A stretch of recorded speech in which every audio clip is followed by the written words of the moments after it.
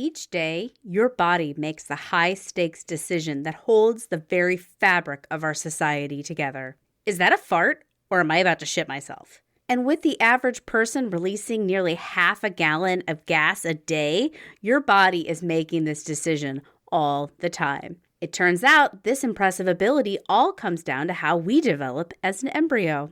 We explore the biology behind farts to uncover how society as we know it is held together by a few centimeters of tissue in our anus, all while answering even more fart questions along the way. That's what you're in store for today on Impolite Society.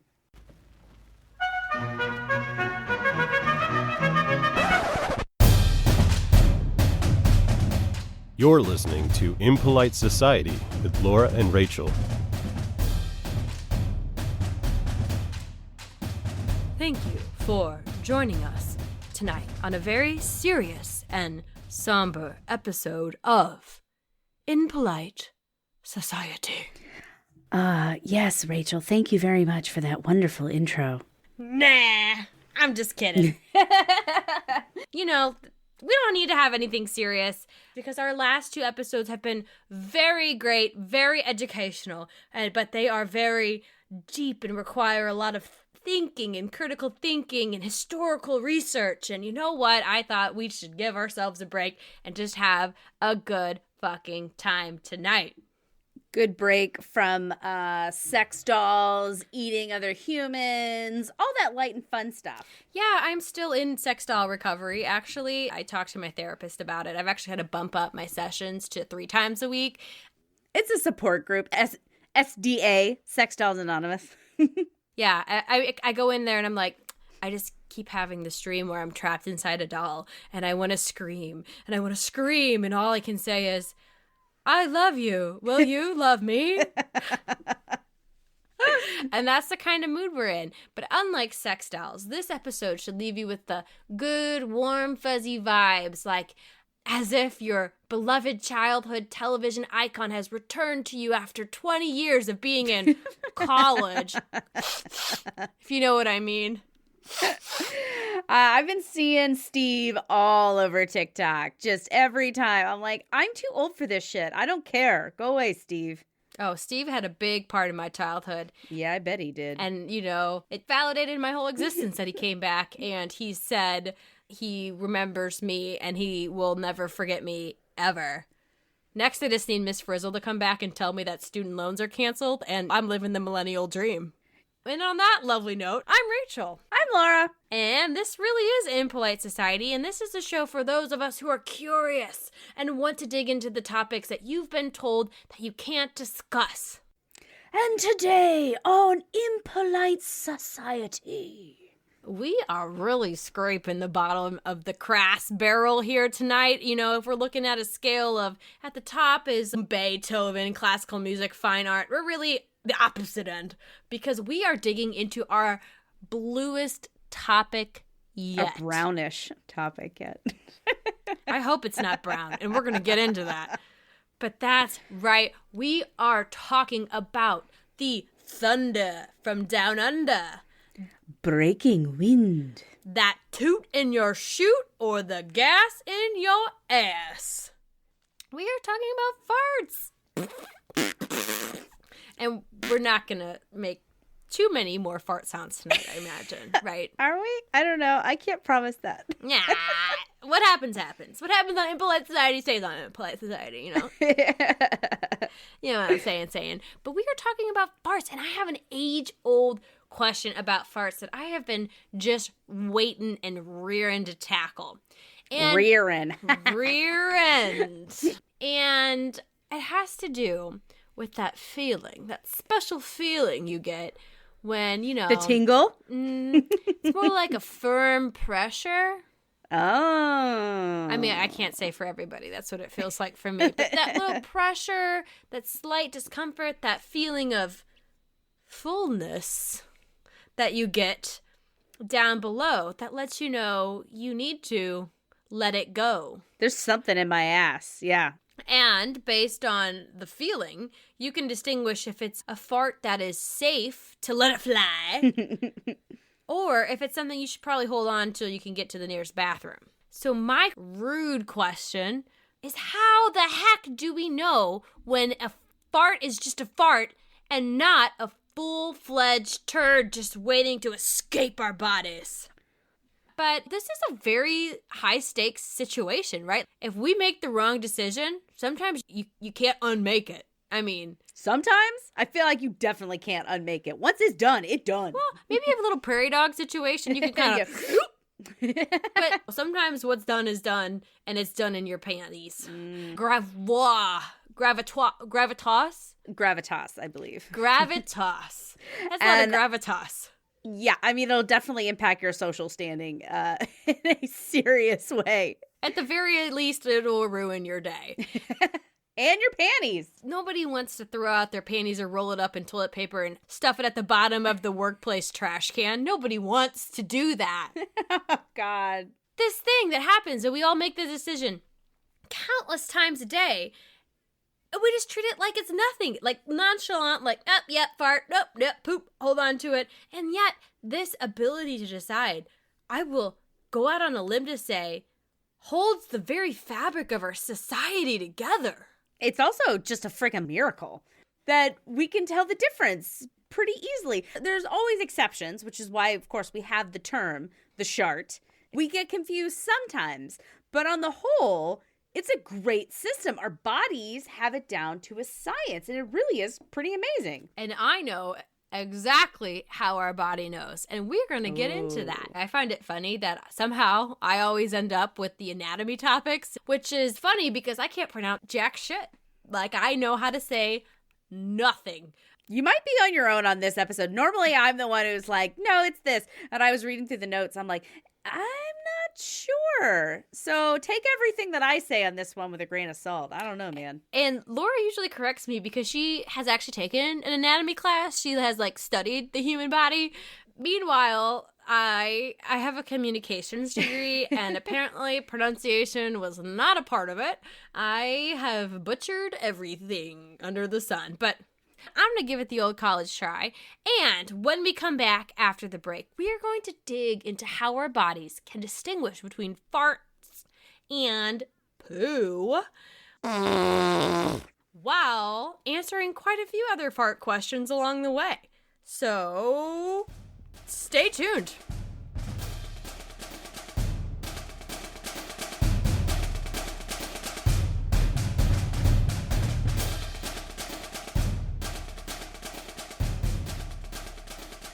Did you know that the oldest recorded joke is about farts?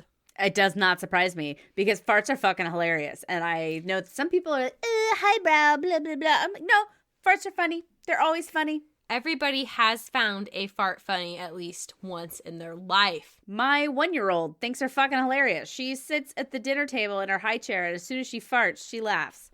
And she doesn't even know. She knows nothing about society and culture. Nothing. But she inherently knows this sound coming out of my butt is funny because it makes mom and dad laugh. Oh, that's really cute. And what else is cute is that you didn't ask me what the first joke was about because I didn't actually look it up. I did see that in my research, but I didn't write it down what the joke was.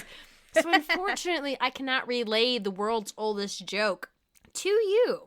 But I will say it did play a role in picking this topic because, hello, instant comedy, I don't have to do shit. I just have to talk about farts for an hour. You don't have to do shit. The farts will do it for you. Yeah, exactly. And this whole podcast is about trying not to do shit. So, full circle. Here we go. So, hold on to your sides. I know you're going to be rolling on the floor laughing. Hold on to your panties. Yeah, keep the panties on and keep your stitches. Don't stitch. I don't know. Isn't that a saying about jokes and stitches? It's like have you in stitches, but I don't know what. Don't get into stitches. Try to keep it together. You're probably at a place of business or maybe on a walk in a park or somewhere where your neighbors can see you. And I don't want you looking like a crazy psychopath because this might be a lot of promises. I can't really control everything about how you look, but I can control what you hear about flatulence in the next 45 minutes. So let's get into it. So we are going to talk about everything you ever, maybe never, wanted to know about farts. Let's go. Let's do this. Okay.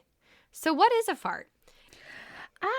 am a Southern lady, and I have no idea what these farts you speak of are. What a vulgar thing.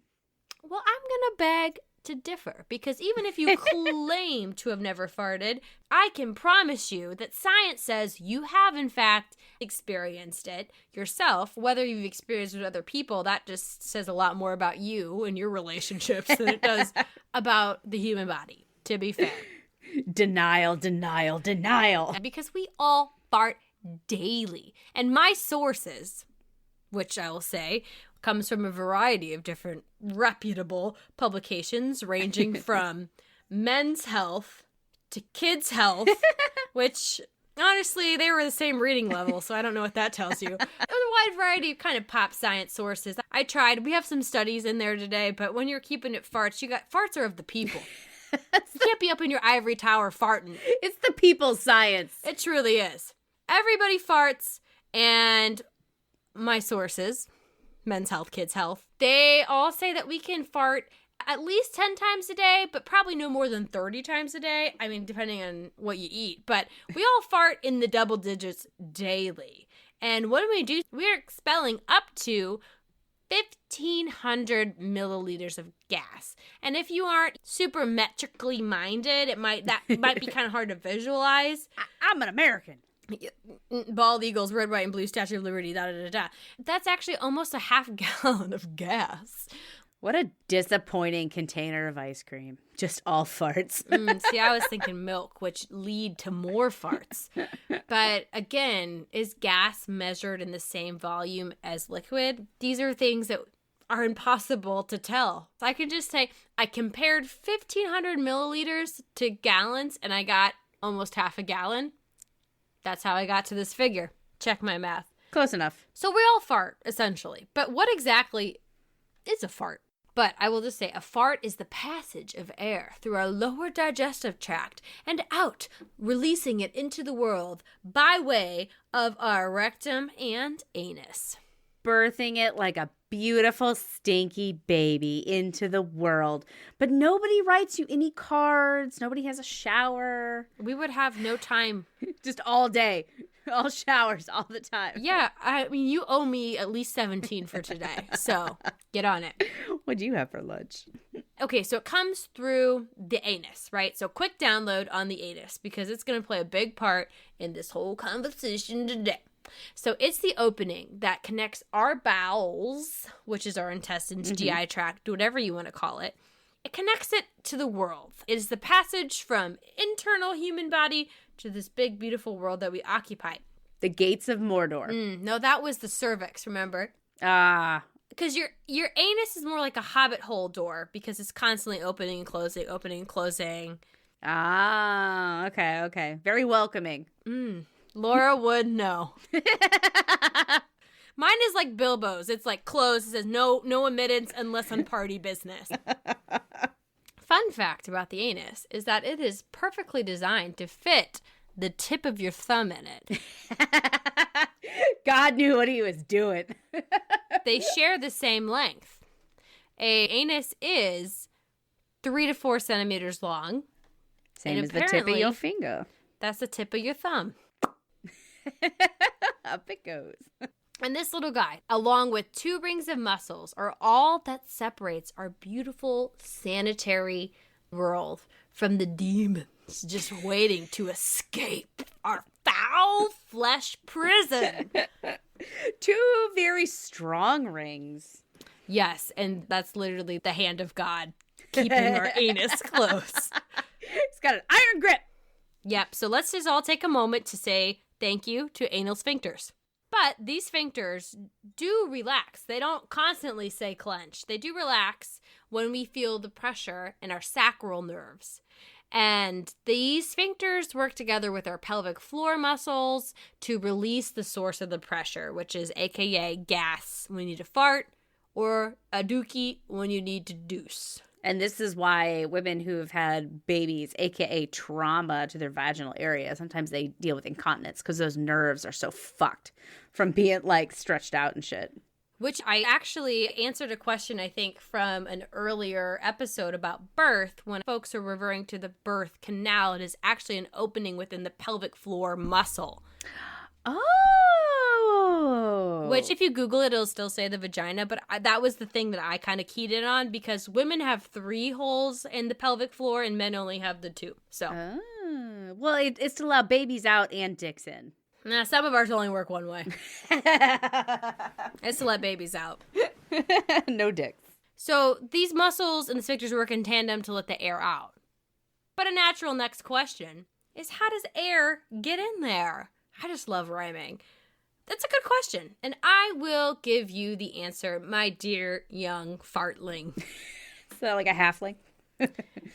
Another Lord of the Rings reference. I can tell you quite comfortably that fartling is a word that I made up for this episode. Feel free to use it. Copyright Rachel 2021.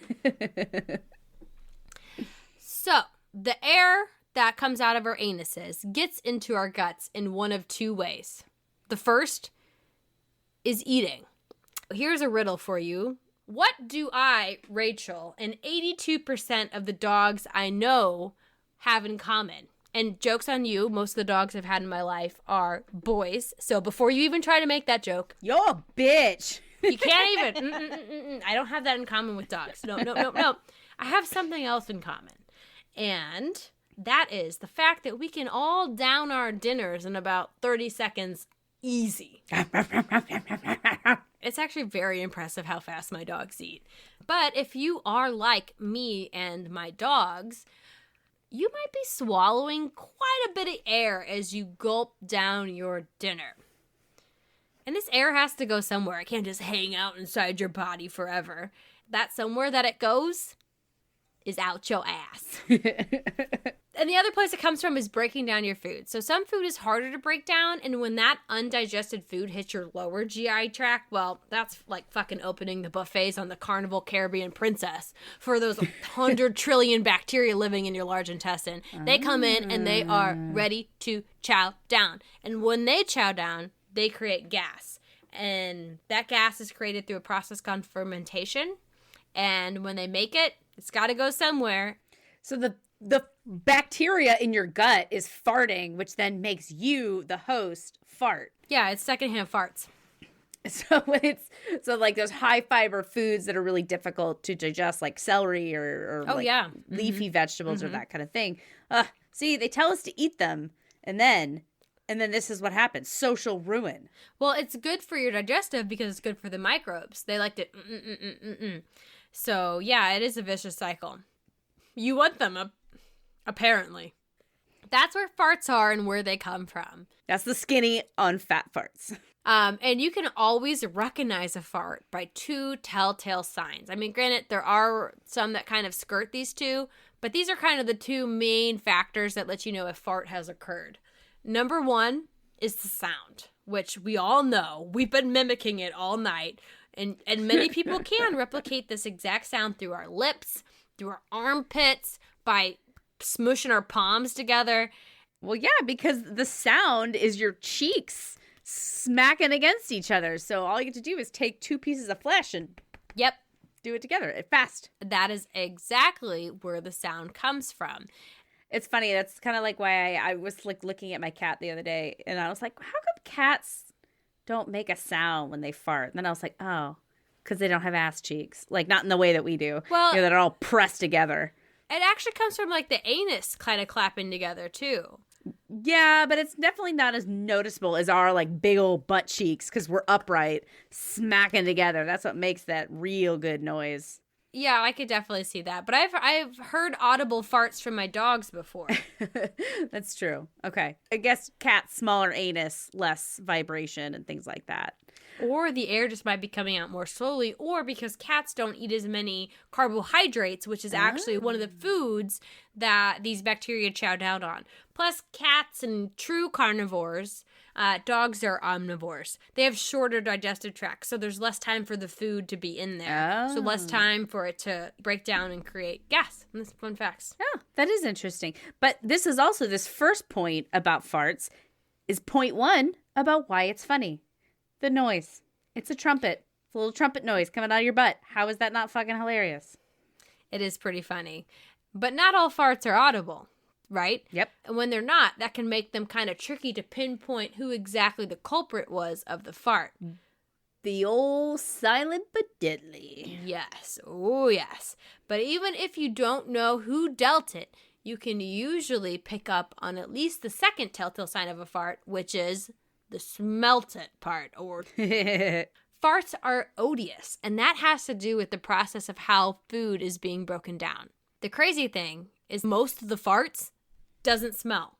This was news to me. Mind blown.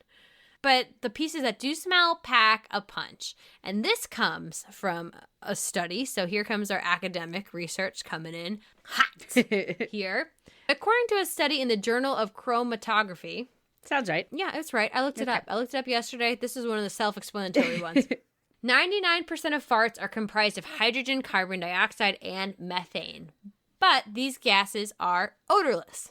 So 99% of one fart, not 99% of like all farts. Yes. Got it. Of the gas that is expelled through your anus, In one 99% instance, of it is odorless. And this guy figured this out because he stuck tubes up people's butts. And so when the gas came out, he captured it and then he measured the gas, what the contents of the gas. How hard up are these college students for the $20 to be like, let me put some tubes up your ass? Okay. You don't always need $20. Maybe like the thrill of it.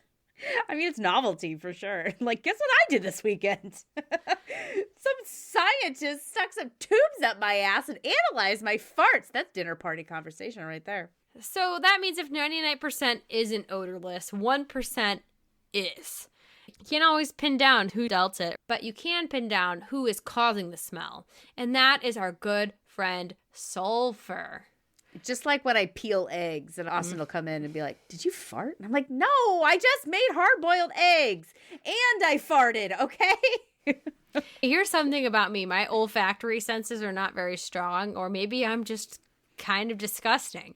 But when I go to Yellowstone, which I go to Yellowstone like semi-frequently, my sister-in-law is, she works out there. But we've gone out there a few times. Whenever we go to like the geothermal features, and that also leaks sulfur, it's like literal earth fart. But when I go to those, I just get kind of hungry because it smells like eggs. I'm like, yeah, let's go to a diner. Let's get some eggs. I could go for a grand slam about now. I don't know what's bringing this on. So that little bit of sulfur is what makes our farts smell bad through compounds like hydrogen sulfur. And what makes some farts smellier than others is that some foods have more sulfur in them. I'd list out what these foods are, but I don't fucking need to. We all know what foods make our farts smell worse. Well, it's interesting because it's also kind of like a double-edged sword, you know, so broccoli, you know, the broccoli farts, it's got more sulfur in it, so it inherently makes your farts stinkier, and they're harder to digest. So then the bacteria fart more, and you have your secondhand farts coming out of your ass. So yeah, that is why broccoli farts are the fucking worst. It's twofold. It's a double front attack on your back. So why do we fart, and do we really need to? I can say I need to. Oh yeah, spoiler alert. You should fart. Don't hold on to it. But not all animals fart, although most mammals do. Most of our brethren. Our mammalian brethren. I will say one big exception is sloths. And everybody loves sloths, and they're so cute. Because they don't fart. Isn't that amazing?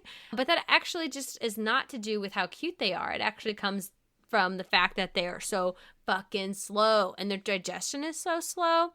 And that apparently reduces farts. A quirk of their slow nature means that they don't fart. Huh. Why does slow digestion result in less farts? Well, if you wanted to get to the answer of that, I have some recommended reading. It's a book getting into what animals fart and what animals doesn't. It's called Does It Fart? The Definitive Field Guide to Animal Flatulence. And for only $16, it can be yours on Amazon.com. Is it a children's book or like a science book? No, it's like a person book. It's for adults. It has a picture of an animal and it says, does it fart or not? And it talks about its farts, which apparently sloths are the only mammals that don't. Snakes do. Some snakes do. And they fart through their cloacas. I know that's like a universal hole. Like you fuck in it, you shit out of it, you piss out of it. That's definitely it. So every egg, that sulfury smelling egg that you eat has come out of a cloaca. But since so many of God's creatures fart, it has to be helpful, right? The world seems to know what it's doing. It seems to have a self-regulation. Exactly. You got to get that gas out. But what if you are a southern dam? That southern lady who just could never. I may have had the vapors on occasion, but never farts. I couldn't stoop to such animal proclivities. Even if you decided that's your walk of life and you never want to fart, can you hold your farts indefinitely, or maybe hold them so that you can release them for once a year in an hour atop a mountain in Switzerland? Just like Jack Donaghy. Oh, we got to get the 30 Rock references in where we can. Have you ever held in a fart and they're like, nope, can't do it. And then it does. It just like goes away. And you're like, where did it go? Oh, I know where it goes. And I'm about to tell you. They're not just going away forever. That gas is actually being reabsorbed into your bloodstream. At least that's what was found in a study that was published in 2018. Whoa. And guess what happens when that gas is in your fart stream? Guess where it goes then? Or in your fart stream. In your bloodstream. It's like the fart express. Your bloodstream becomes a fart express. I don't know. Where does it go? It comes out your mouth. What? It goes into your lungs and it is expelled through your breath. So if you hold your farts, you will have fart breath. Wow. I think that's way worse than actually letting gas escape from your ass. That makes sense. Okay, so if it gets reabsorbed into your bloodstream, your blood goes to your lungs, to trade off oxygen, and then it releases itself into your lungs, and then you have fart breath. So that begs the question, is it worse to fart in the middle of a nice dinner party or fart breath? Well, I think the fart breath will take a little bit longer to get there, so you can probably hold on to it for like 30 minutes, 40 minutes, until you can excuse yourself. Oh, pop some breath mints. But the grand scheme of things, if you don't let it out down below, it will come out up above, and that's way worse. It's a one way, and you want to keep it that way. Keep the system flowing, let its body do its thing. Evolution has spent 100,000 years crafting this piece of equipment we are all rocking. Let it do what it do. Okay, so we have talked a whole lot about farts, which was the intention. But we haven't answered our question.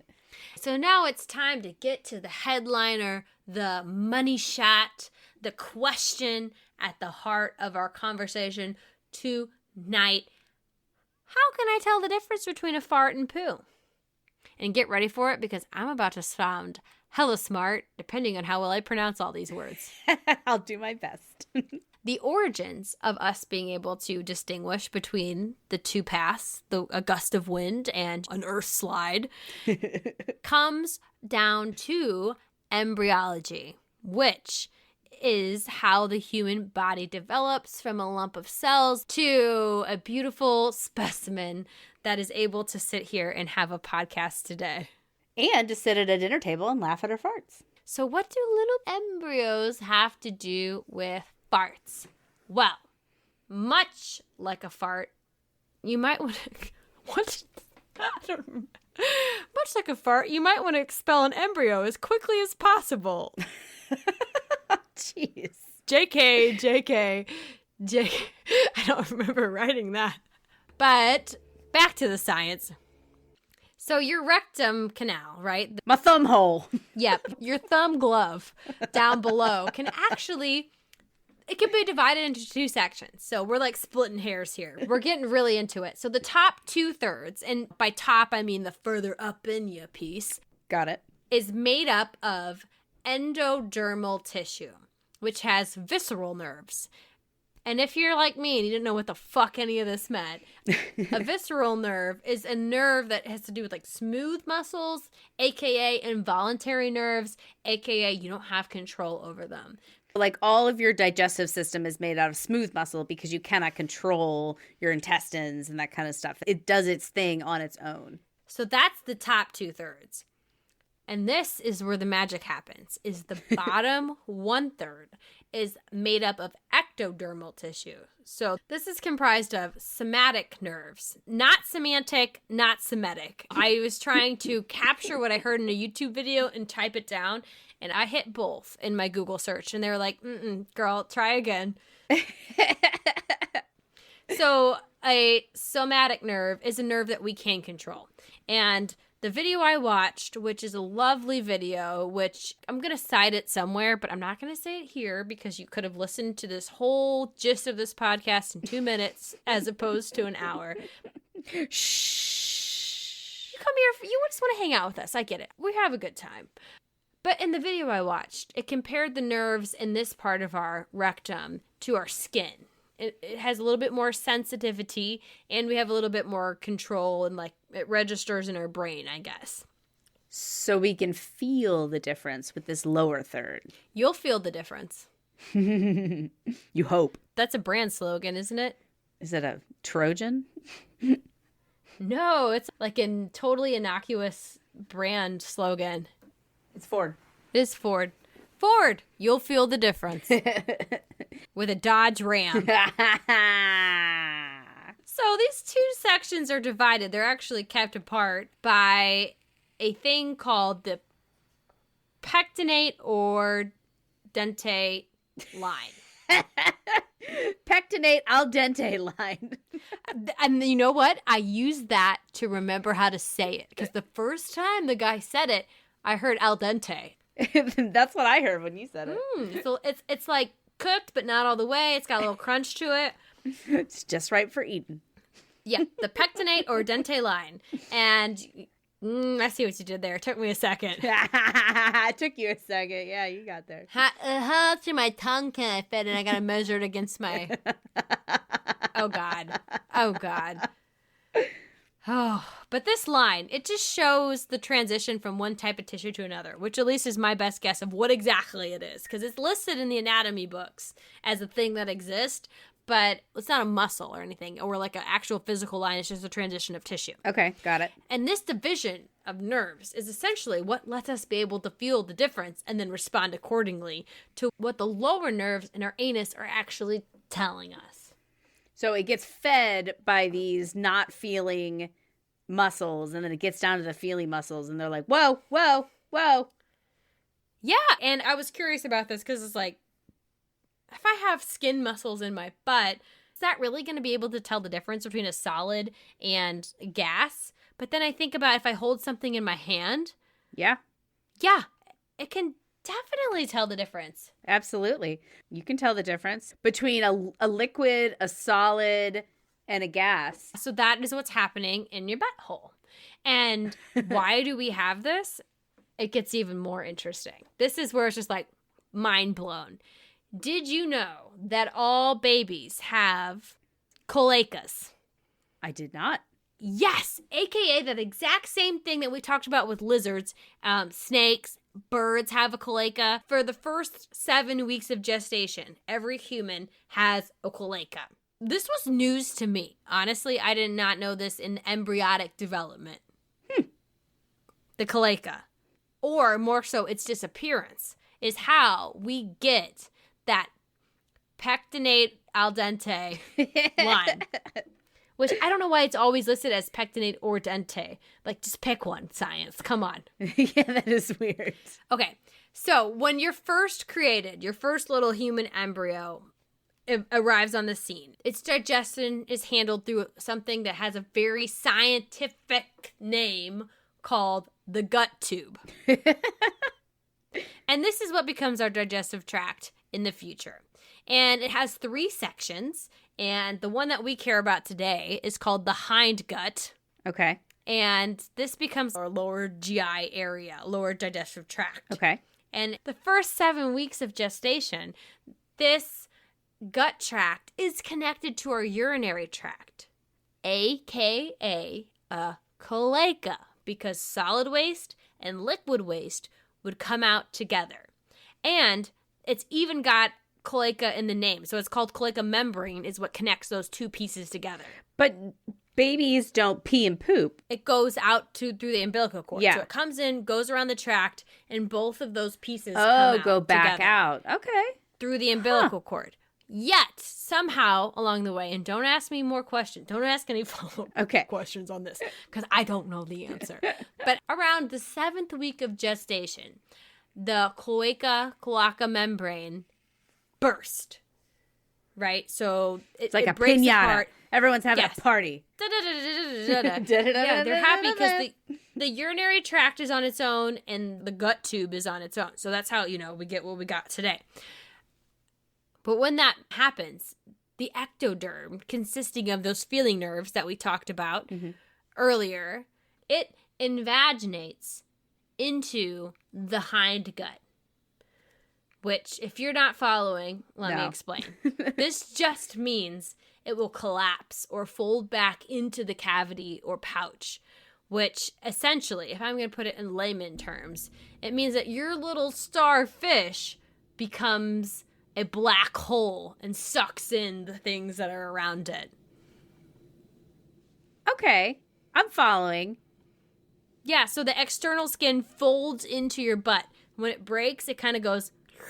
It sucks in all this gut tube and what becomes the urinary tract system and all that kind of stuff.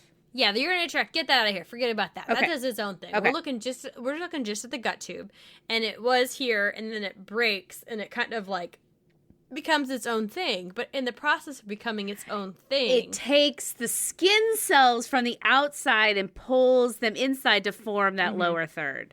Like it prolapses, Got I guess it. would be a way around it. But I like to think of it as a black hole, and it like sucks in the thing around it, which black hole, aka my new nickname for my anus. Mine's the destroyer. I don't want to ask why. That's interesting to think about, though. First, I wasn't hearing you. I wasn't picking up what you're saying, but now I see it. What was external skin tissue then comes inside, and so that skin tissue is sensitive. Like we were saying, you can tell the difference in your hands between liquid, gas, solid. So that is sucked up into your butthole when you're a teeny tiny little thing, and thus that is born. And that little section of folded in is actually called the proctodeum. And it's not until gas or solids reach this very small 1 centimeter and change point that we're able to distinguish if we're about to sneak out a little squeaker or if we need to excuse ourselves to the bathroom. Just 1 centimeter lies between us and ruin. Absolute chaos. Yep. So there you have it. Because we begin our development like little tiny birds and then just bust through that cloaca membrane, and we get that little extra whammy, because we break through it, and we get that little extra bit of sensitive membrane just in our little buttholes. That is what lets us differentiate poo from gas. Boom! Question answered. You know what this makes me think? Is that we say asshole like it's some sort of insult, because Lord knows I've said it many times. I call somebody an asshole. Turns out asshole is pretty fucking smart. You know, It can tell the difference between all these different things. Like we said, this 1 centimeter asshole is between us and absolute chaos, end of the world, end of panties, social ruin. So maybe we should rethink our use of the word asshole. Maybe next time somebody really saves your ass, you should call them, hey, I really appreciate it. You were a real asshole just then. I really needed you. And I think the best way for us to establish this is just, let me say right now, Laura, I think you're a major asshole. You too, Rachel. Aww, I'm going to cry again. And while we manage our emotions of giving each other the best compliments we've arguably received in our lives, you enjoy this break. And when we come back, we will muse. And let me tell you, we're going to muse about farts. I didn't think it could happen, but here we are. Here we go.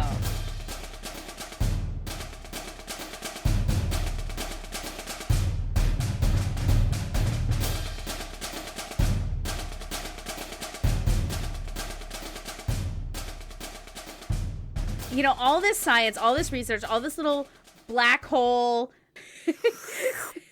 cloaca, all this conversation just really makes you think about how amazing the human body, or just bodies in general, are that evolution is so freaking impressive. It really makes you all think how we all came from a shared ancestor. If we all have these traits in common, we talk about lizard brains all the time, like managing our core functions. Mm-hmm. But then I learned we all had a cloaca when we were little fetuses. That just kind of proves that we are, like, step by step evolving from each other and really have so much in common. Like, a fun fact that I've heard is that you compare us to a banana, we have 60% of the same DNA. And the percentage differences get even smaller and smaller when you look at primates and things like that.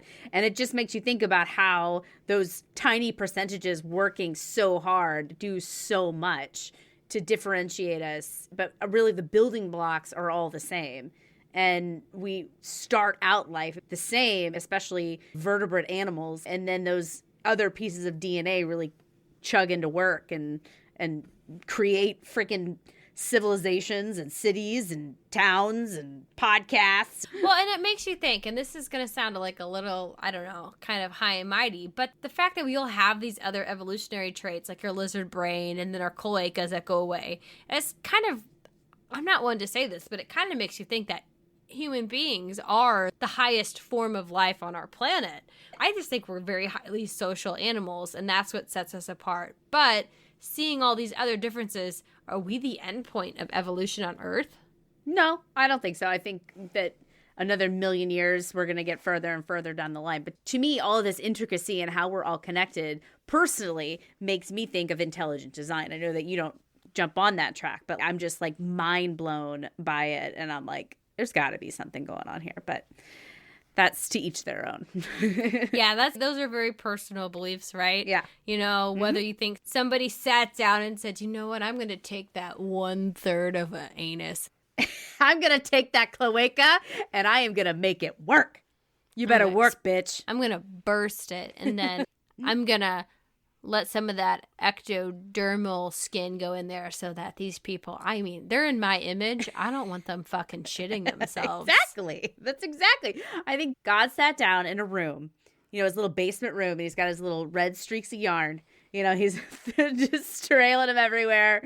This is connected to this and connected to that. I would say that if there was some intelligent design behind our bodies, it would not involve us shitting at all or farting at all. We would maybe just live off the sun like plant creatures. Just eat sunlight. But, you know, you like having the thought of intelligent design, it does sure seem that way. And I'm more in the camp of evolution is what designed it, which means that there has to have been some evolutionary benefit to being able to tell the difference between a fart and a poo.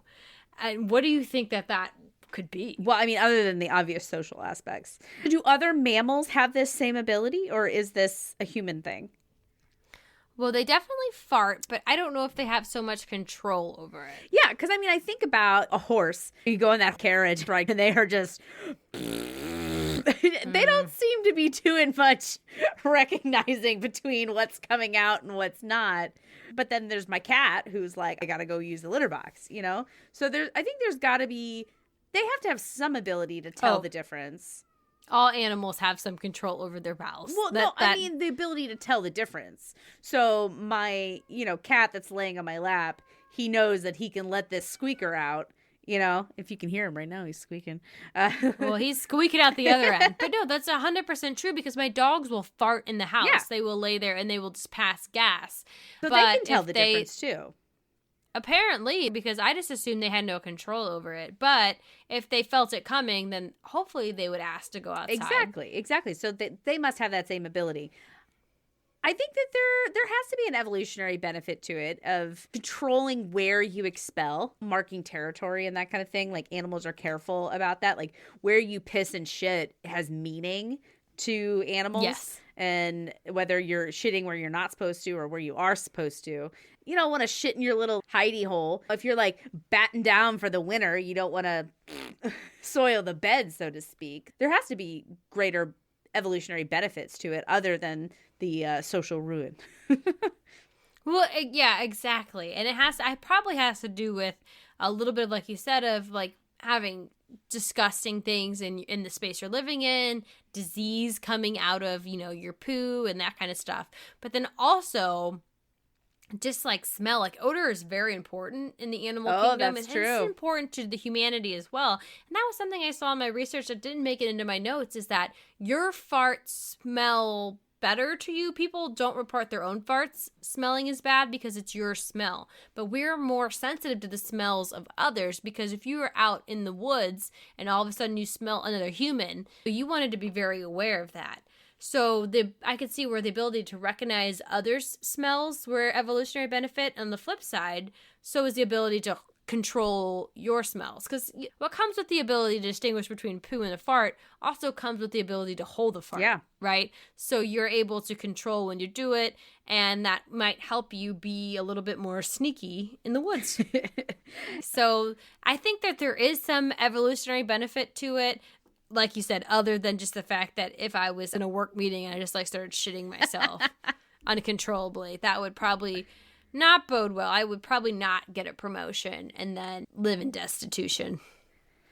That's another thing. We're all just denying our ape brain. It's like, you know what? Just let it go. Just let it go. I've heard in more closely packed cultures that farting doesn't have the same taboo than it does in American culture, like where we're all very spread out over large swaths of land, that, you know, when people fart, they're like, yeah, like people fart, whatever. That actually makes sense. But in America, you gotta give me land, lots of land under farty skies. Yeah, above. give me plenty of land to fart freely on. We're gonna have to do another episode on the social aspect of farts. Definitely. So my main takeaway from this whole research is just, God damn it, if the human body just isn't amazing. Like the fact that 1.5, 1 centimeter and change can tell the difference between solids and gas, and that's what lets us keep from shitting ourselves and doing all this awesome stuff. You know, what other feats of the human body just kind of like impress you? Like things that are day to day that we do, that when you take a step back, you're like, that's actually a miracle. I think everything that we do is a fucking miracle. Honest to God. Like, just, you know, the ability to walk and talk and see and, you know, translate light into images in our head. Like, it's all fucking crazy. Or that Pavlovian response, like when you're actually hungry and then, like, you see ice cream and your mouth starts to flood with saliva. Like, actually, it's not just like your brain being like, I want that, but your body is physically responding to it. It's all fucking amazing. It really is. For me, the thing that I think is like the absolute coolest shit in the world is that we can just like do physics, right, in our heads without thinking about it. Can we? Yeah. My husband likes to toss me things, just I guess to see if I can catch it. We toss a lot of things. That sounds awful. I just be getting bombarded with like remote controls all day because I have terrible eye-hand coordination. I'd be like, ah. Well, we do that, and so it's just like, that's what a toss is calculating speed, velocity, predicting where something is going to go, and then we catch it. Likewise, driving, right? We predict other people's speed, and we have to navigate and respond to it. We did a whole episode on road rage, and it never came up in the conversation, but like, I feel like driving is when we're kind of at our truest human sense, where we're responding and reacting to things in real time, and it's very complicated. It is. No wonder why I failed my driver's test 2 times. Oh, wow. I didn't know that. I got it first try. She's gifted. No, I'm a student. I study really hard. I study really a lot. That's what it's what you're I'm a communication major. I study good. To read makes our English speaking good. It sure does. There's so much that we do in day to day. And of course, there's the big things. There's the COVID vaccine, and there's cures for diseases, and all these amazing things that we do and we see and we recognize as miraculous. But those are like groups of people, and that's amazing in and of itself, our ability to work and communicate together.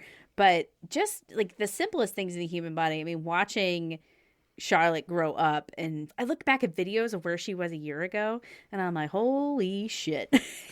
She was like a mush pit. I call her an angry potato. That's what I called her. Yeah, we should say Charlotte is that 1-year-old you mentioned earlier. Yeah. I don't know if everybody knows Charlotte by now, I would imagine. It's my baby. She's not a baby anymore. Well, she's still little. She's a little baby. She's not in college. Don't age her up. But I also was thinking when I put this together, I'm like, this will be a good Charlotte episode because she didn't come up a lot in sex dolls, cannibalism. Thank God. Or nudity, which, Oh, yeah. She's running around nude all the time. But she hasn't come up in a while. So it's like, oh, Charlotte's going to come up on the fart episode for sure. Yeah, she's going to hate that when she's a teenager. That's okay. I didn't even think about that. Oh, God. Is she going to listen to Impolite Society will be long gone by then. Charlotte, don't listen to me. I've never had anal sex. That never came up. You just admitted that now.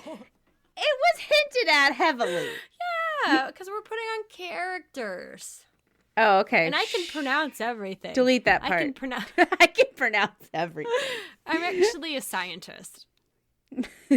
Oh my gosh! And when you hear me say blatant lies like that, I think it's time to wrap this shit up. Can we do like fart noises to the drums? Is that allowed? Yeah, but I think we should say some things before that, right? Oh, yeah. Okay, I guess so. The first thing I think we should say is thank you for listening. I hope you enjoyed the fart content. I don't know if there's very many other female-led podcasts that have talked about farts for an hour, but you're welcome.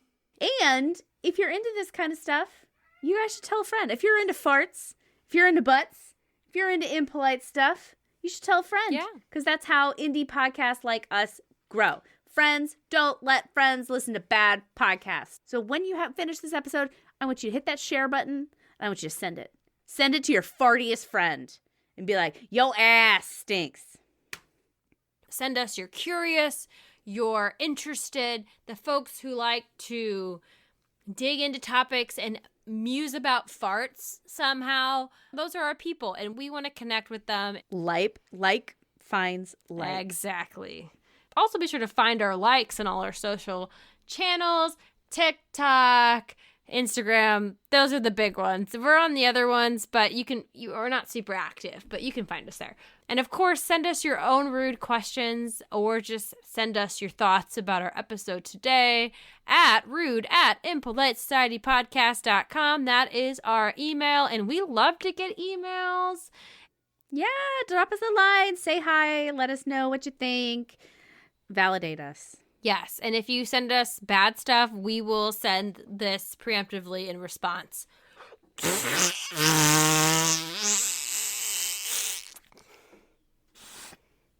Oh, that was a silent one. But I think this is time. That's it. That's it for us. Thank you so much for joining us on the fartiest episode of Impolite Society ever. We will see you again in 2 weeks. Have a good one. Oh, that's the drums. Are those the drums or those the farts of Christmas past? Okay, that's the drums. They're telling us you've made enough fart sounds for the night. Thank you so much for listening. We will see you on the flippity fart. Bye.